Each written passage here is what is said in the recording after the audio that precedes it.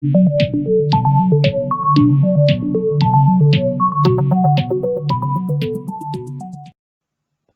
this is the Right Focus where we bring you content related to studying. This is the sixth episode of the Mastering Study Skill series. Eager to get more content? Smash the subscribe button now and we'll get going. The seventh characteristic, relax.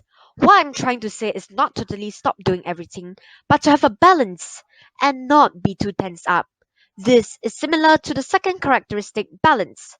However, it's different from what we've covered in that video. Take a break, get outdoors. Sometimes taking a break is all we need for us to brainstorm an idea for our compositions. You can take a break by listening to music or simply enjoying a book at a cozy corner. Relax is essential for us to get a boost and work better. Well, that's the reason why you see some students enjoying and doing things they love and still get good grades. So don't always be stuck with books. The eighth characteristic student must have is focus. Short and frequent periods of focus are better than long sessions of multitasking. This brings us to whether multitasking is effective and whether it's a myth. If you are referring to multitasking as doing two or more tasks concurrently, that is a myth. The human brain cannot perform two tasks that require high-level brain function at once. If you are referring to multitasking as performing multiple tasks in succession, that may be possible. But you must have the ability to refocus regularly and quickly from one subject or idea or task to another, which is tiring and unproductive. Staying focused means paying particular attention to one thing until you have finished it.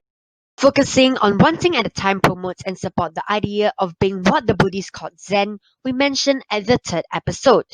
Embrace monotasking as a way to produce focus. It's how we get quality and not quantity. Here are some surprising ways to monotask.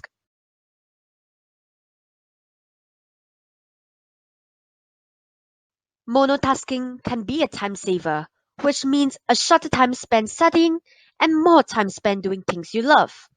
Most of us try to use willpower to win the tug of war between the fun thing we want to do and the thing we ought to do instead. Many times, we can't bear the misery of missing it, so we give in and leave things undone.